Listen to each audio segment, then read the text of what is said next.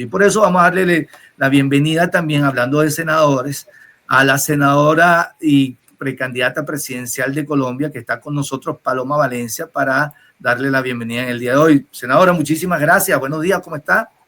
Muy buenos días, un saludo cariñoso para ustedes. Norixa, a Elner, un saludo. Gracias por esta invitación a todos los que nos acompañan. Bueno, encantada de conocerla. Ya pronto vamos a tener el resultado de una encuesta que va a decidir quién es el candidato a la presidencia por el Centro Democrático. Entonces una ve a Paloma y ve a los otros candidatos y bueno, las semejanzas privan sobre las diferencias. Entonces, a la hora de escoger el precandidato, yo no he visto algo más difícil en este momento para los colombianos que escoger al candidato de ustedes, porque son realmente una playa de personalidades luchadoras que tienen un común denominador que es amar a Colombia y luchar por Colombia. Entonces, por ejemplo, frente a los otros precandidatos, ¿en qué se diferencia usted, senadora? Bueno, Norexa, yo creo que una de las diferencias que yo tengo es que yo he logrado muchas cosas, porque no solamente he sido congresista, sino que he hecho mucho litigio estratégico. Le tumbé a Petro el Ministerio de la Igualdad, le he tumbado algunos de sus funcionarios, le he iniciado investigaciones a través de quejas a varios de los escándalos de corrupción que han sacudido este gobierno, a través de todas las denuncias que hemos hecho.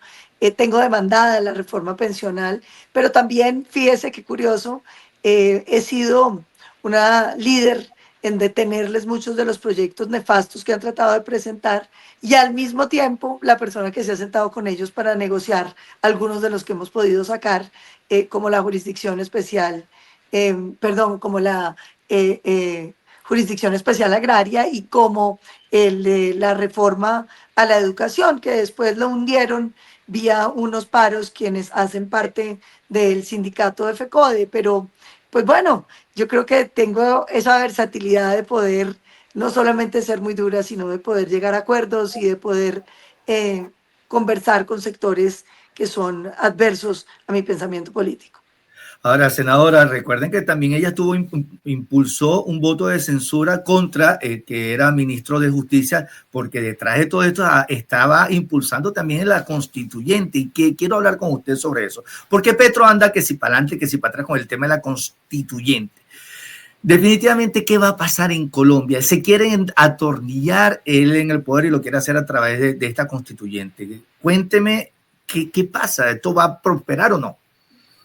Pues uno ve que aquí hay un profesor que fue Fidel Castro, que inspiró todos esos comunismos latinoamericanos financiados por la Unión Soviética, que uno se tiene que poner a pensar en muchos sentidos, todo lo que no tiene Latinoamérica, toda la falta de crecimiento económico, la promesa latinoamericana que no ha sido, tiene que ver con que nos embarcaron en esas llamadas revoluciones de enormes violencias que después encontraron financiaciones ilegales que nos han sumido en la imposibilidad, y estoy hablando por supuesto del narcotráfico, que se volvió el gran karma y financiador de todo lo que ha venido destruyendo Latinoamérica. Entonces, claro, hay unos modelos que hemos conocido que han llevado a la ruina de las democracias, pues no solo la cubana, la venezolana, la de Nicaragua, que están inspirados en eso, en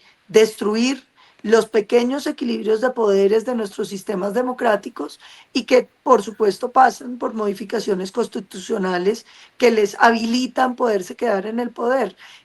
Hay que repetirlo muchas veces, los grandes golpes de Estado hoy no se dan a través de tanques o militares en los palacios del presidente, se dan a través de pequeñas límites que se van rompiendo y que cada vez van llevando más lejos hasta que impiden que en nuestros estados haya contrapesos, y van convirtiendo una democracia en un poder absolutista, absoluto, en una autocracia que destruye cualquier posibilidad de decirle a quien gobierna no.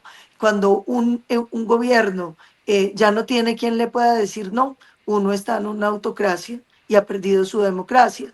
Y claro, un paso clave en todos estos procesos han sido las modificaciones constitucionales. El mayor estorbo de un autócrata es que la Constitución no le permita ejercer poderes absolutos.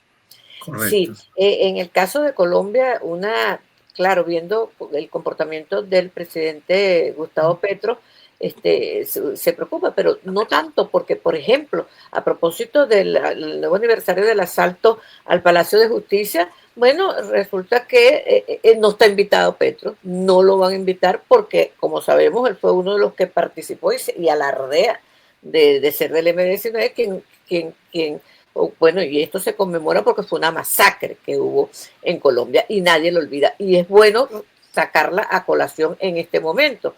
Pero además se presenta en Santa Marta este fin de semana esta reunión del CELAC, Unión Europea, donde, bueno, los invitados no quieren retratarse con Gustavo Petro. Pues imagínense que en Colombia hoy estamos conmemorando una fecha muy difícil para cualquier democracia, que fue la toma del Palacio de Justicia, donde estaban todos los altos magistrados de todas las cortes colombianas. Se la toma el entonces grupo guerrillero revolucionario de izquierda M-19, en el que militaba el actual presidente de Colombia. Y esto es bien importante porque ellos se toman el Palacio de Justicia pagados y financiados, mire esto, Norexia, qué importante, por Pablo Escobar.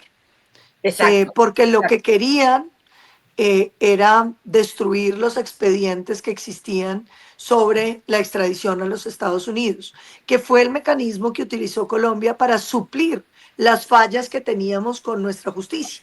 Como nuestra justicia, pues le queda muy difícil condenar un narco, porque el narco tenía ese poder tenaz, ponía bombas, asesinaban las familias.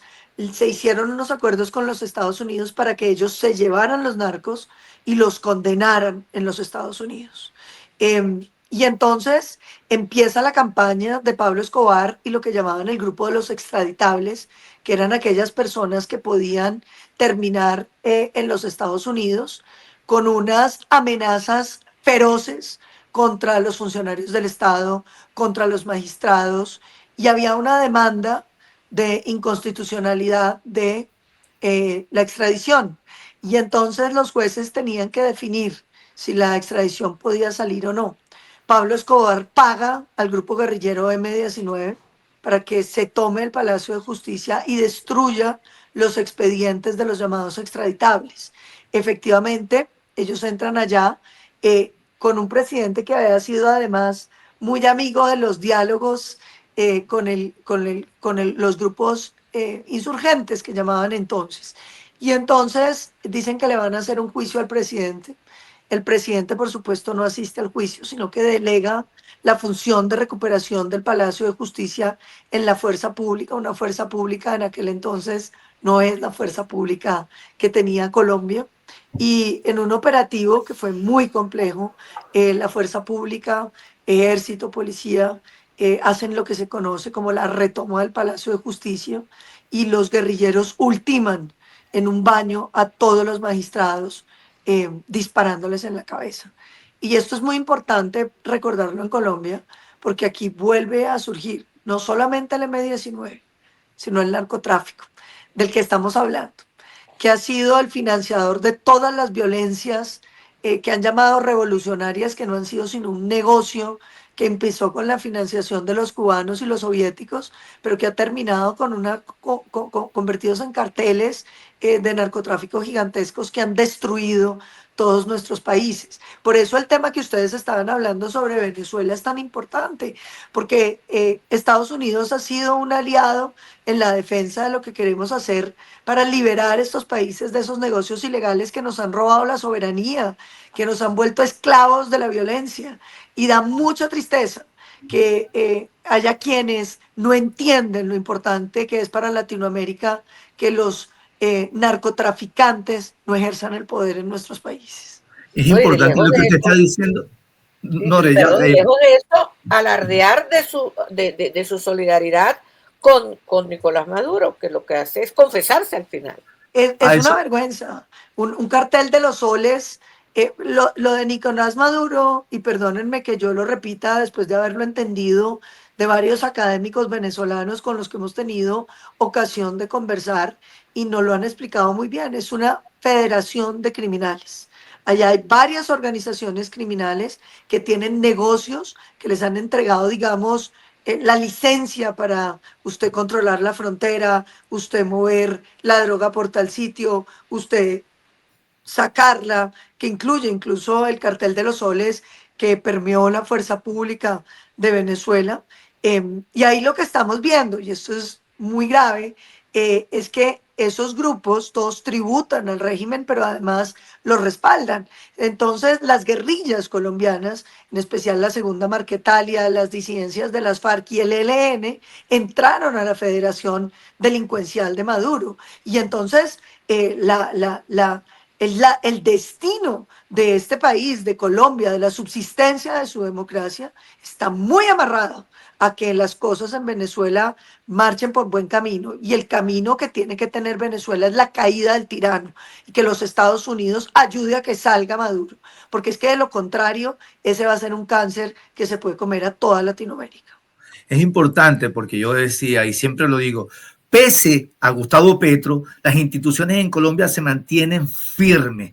Por ejemplo, ustedes en el Senado aprobaron que, declarar al Cártel de los Soles como organización terrorista, pese a Gustavo Petro, es decir, que esos son obreros del narcotráfico, que no son narcotraficantes, pese a Gustavo Petro de hablar, de decir que no reconoce los resultados, pues no han presentado las actas, pero defiende a capa y espada a Nicolás Maduro y esa federación criminal, de decir que lo ilícito se puede convertir en lícito quitándole la I. Pese a todo eso, ustedes en Colombia tienen unas instituciones que lamentablemente en Venezuela la perdimos desde hace mucho tiempo, por eso es importante. Pero eso tiene que ver con la reelección. Un país es capaz de resistir un gobierno autocrático, porque en el primer gobierno rompen muchas cosas, pero la institucionalidad todavía aguanta. El segundo gobierno es demoledor, porque ya tú nombras la segunda camada de magistrados, porque tú ya logras permear otras instituciones, y una vez ya vas permeando las instituciones, esos pequeños cambios se vuelven invisibles. Y pasa, este es un tema que yo les digo mucho a los colombianos cuando hablamos, y es el problema de las autocracias y la manera como se construye una autocracia actualmente es que no hay un día en que tú te conviertes en una autocracia. Es un proceso gradual, tan lento que cuando uno le pregunta incluso a los líderes de la oposición venezolana, ¿cuándo se perdió Venezuela? Nadie te puede dar un día, porque fue un proceso gradual de pequeños cambios que al final en la sumatoria lo que hicieron fue una institucionalidad arrodillada y que ya no tuvo capacidad para reaccionar. Cuando ya tuvieron conciencia de lo que estaba pasando, ya era muy tarde. Colombia tiene una ventaja y es haber visto el escenario venezolano, que nos avisa. Cualquier rompimiento institucional puede ser el último rompimiento institucional. Entonces yo creo que uno lo que tiene que observar en el caso venezolano es que no hubo un día donde uno amaneció y dijo, wow, hoy nos convertimos en autocracia. Este fue el momento donde Chávez logró destruirlo todo. Fueron una cantidad de pequeños cambios que eran muy imperceptibles, incluso para la oposición misma, que cuando ya fuimos a mirar, ya no había democracia que defender. Y yo creo que eso uno lo tiene que tener siempre muy atento en esta conversación, porque cuando aquí Petro propone una consulta popular contra el Congreso para sacar una reforma que le ha negado el Congreso, uno entiende ya hoy, por lo que pasó en Venezuela, que ahí lo que hay es un intento de acabar los límites y contrapesos. Cuando uno ve a Petro hoy atacando la justicia, al presidente de la Corte Constitucional por por atender una demanda que yo interpuse diciéndole que él es el jefe de la oposición y tratando de convertirlo en una figura política para desacreditar su gestión. Cuando uno se encuentra al presidente Petro trinando contra los líderes de la oposición, a mí me ha dicho, por ejemplo, que no entiende que existan personas como yo, eh, que yo soy cómplice de delitos, sin ninguna vergüenza, lo demando, gano las demandas, pero él no rectifica. Uno empieza a entender que aquí hay dentro de su comportamiento unos comportamientos que nos recuerdan a esos regímenes que han logrado destruir la democracia, que a través de esos pequeños empujes contra los límites democráticos nos van llevando a ese escenario nefasto de la autocracia. Y entonces yo creo que aquí nosotros como latinoamericanos, primero, tenemos que entenderlo para que no pase en nuestros países. Segundo, tenemos que rodear a Edmundo González y a María Corina Machado, que lograron derrotar en democracia, en una elección, con todas las presiones, con los presos políticos, con la violencia, con las amenazas. María Corina desde la clandestinidad, derrotar al régimen. Y después te amaneces con que ganas las elecciones, nadie las respeta y no hay quien te ayude. Y uno no entiende qué le pasa a las democracias del mundo en no entender que aquí el deber de todos es respaldar la democracia venezolana, que es su último grito de capacidad de defenderse contra la tiranía, y que Maduro tiene que caer. Y que cuando el presidente Trump dio ese mensaje, porque Maduro no solamente es un tirano, sino el jefe de un cartel de narcotraficantes, nosotros tenemos que apoyar esa decisión, y los latinoamericanos todos debiéramos defender la soberanía de Venezuela, que se expresó en unas elecciones que el tirano se quiere robar. Y con eso nos quedamos, porque sé que tiene el tiempo ya contado, senadora. Muchísimas gracias por estar con nosotros. A todos los venezolanos que tienen derecho a voto en Colombia y tienen la opción de la senadora Paloma Valencia, y a todos los colombianos, por favor, no dejen que siga avanzando Gustavo Petro en sus pretensiones. Por favor, no queremos que Colombia se convierta en la Venezuela que hay hasta ahorita y que pronto va a cambiar. Quiera Dios que todo salga bien para Venezuela. Aquí estaremos siempre como pueblos hermanos que somos, del lado de los venezolanos libres, del lado de los venezolanos demócratas, con ilusión de una gran mujer que nos ha inspirado a todos, María Corina Machado.